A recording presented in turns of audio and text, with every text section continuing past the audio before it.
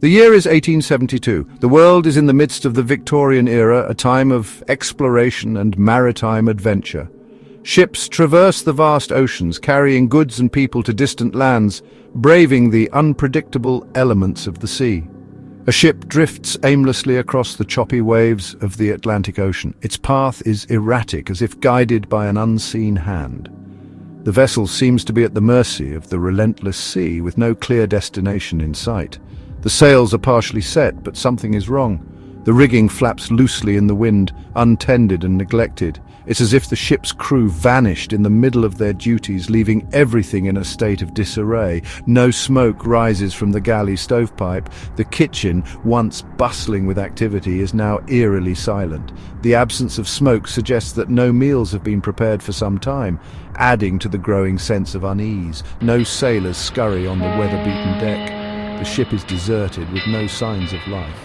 The deck, once a hive of activity, is now a ghostly expanse, echoing with the memories of its absent crew. This is the DEI Gracia, a British brigantine, and her captain, David Morehouse, sees a sight that chills him to the bone. Through his binoculars, he spots the drifting vessel, its identity slowly becoming clear. It is the Mary Celeste, a merchant ship, seemingly abandoned.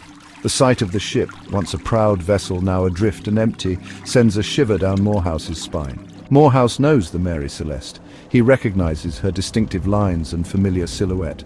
The realization hits him hard as he recalls his recent encounter with her captain. He had dined with her captain, Benjamin Briggs, just days before in New York City.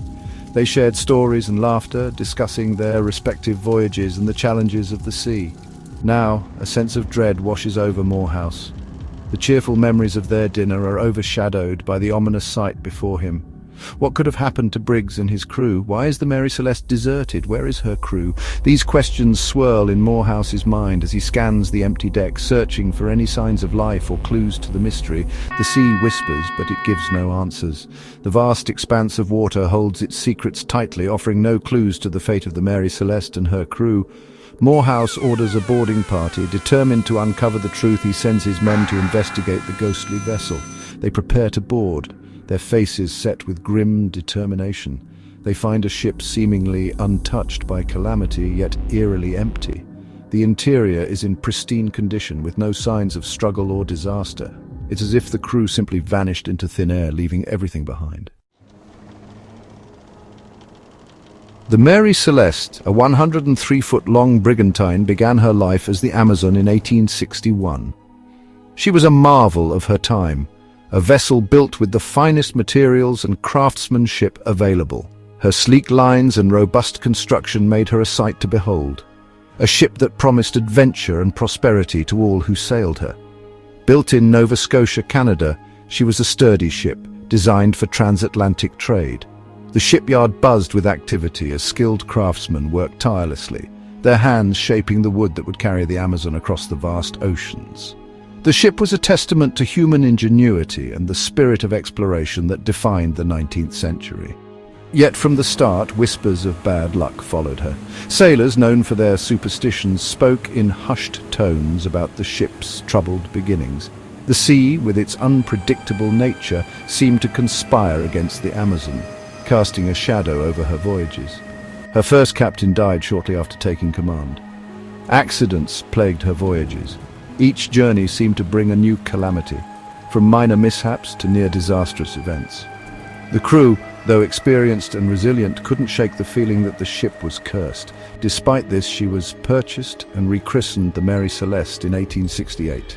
The renaming was seen as a fresh start, a way to leave behind the misfortunes that had dogged her early years. The ceremony was grand, with hopes that the new name would bring better luck and safer voyages.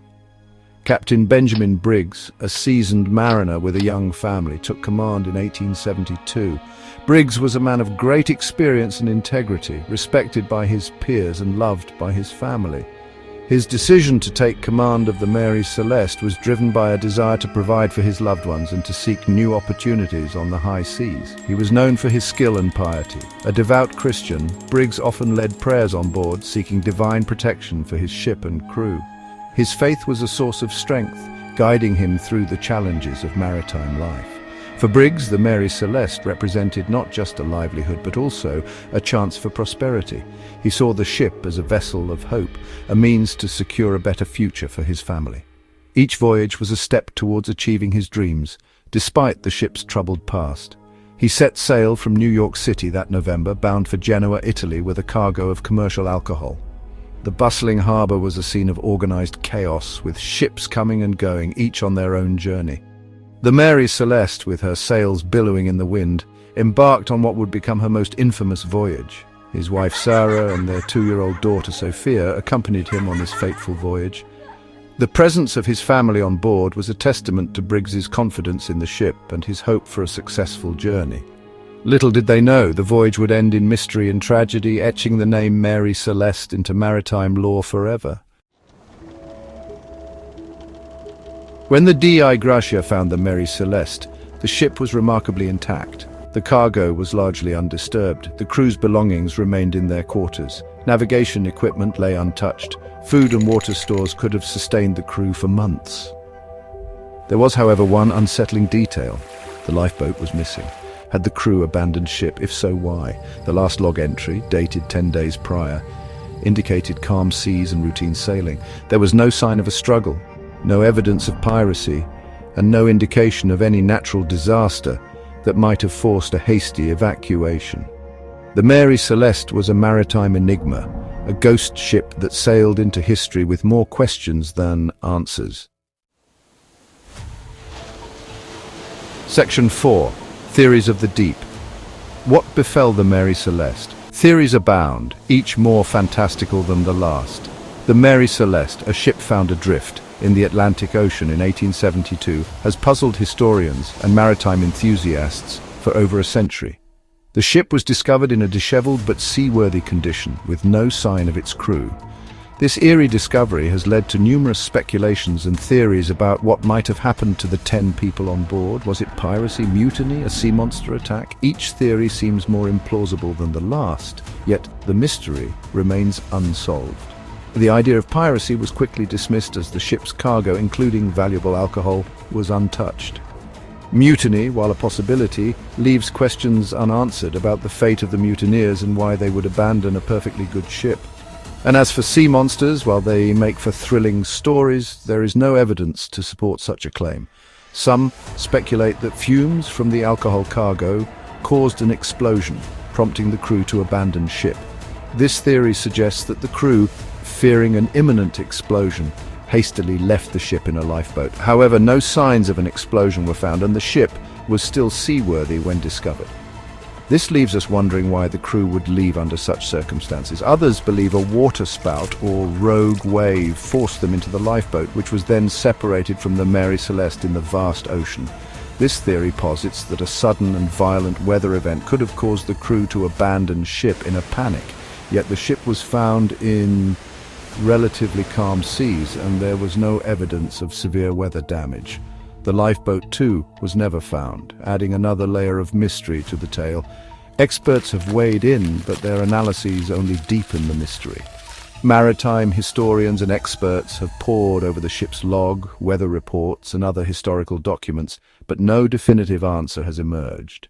Each piece of evidence seems to contradict the next, leaving us with more questions than answers. The ship's log showed no distress. The last entry was made on November 25, 1872, and it gave no indication of any trouble. The log entries were routine, detailing the ship's position and weather conditions, with nothing to suggest that the crew was in any danger. The cargo was intact, ruling out piracy. The ship's valuable cargo of denatured alcohol was found undisturbed, which would be unusual if pirates had been involved. Pirates typically loot ships for valuable goods, but in this case everything was left untouched.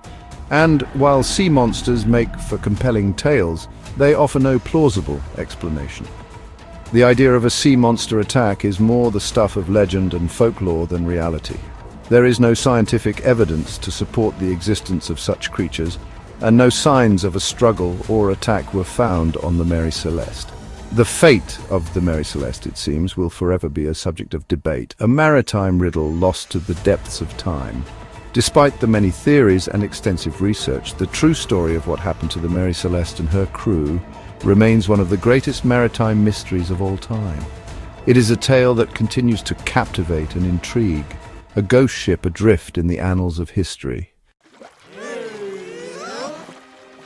Section 5. Echoes in the Fog. The Mary Celeste's impact.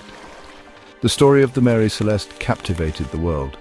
Newspapers printed sensationalized accounts, fueling public imagination. The ship became a symbol of the sea's unpredictable nature and the fragility of human life against the awesome power of the ocean. The legend of the Mary Celeste grew, inspiring countless books, films, and songs. The Mary Celeste case also had a lasting impact on maritime law. The salvage rights of the DEI Gratia's crew were disputed in court, raising questions about ownership of a derelict vessel found at sea. The case set a precedent, shaping future legal interpretations of salvage claims and emphasizing the complexities of maritime law. Section 6. A maritime mystery for the ages. The Mary Celeste remains an enduring enigma, a symbol of the unknown that lurks beneath the waves. The ship, with its vanished crew and cargo of unanswered questions, continues to haunt our collective imagination. It reminds us that even in an age of technology and exploration, the sea holds its secrets close. Perhaps the true significance of the Mary Celeste lies not in finding definitive answers, but in embracing the mystery. It is a reminder that some stories have no endings and some questions linger unanswered, like whispers on the wind. The Mary Celeste, forever adrift in the annals of maritime history, beckons us to ponder the vastness of the sea and the mysteries that lie hidden within its depths.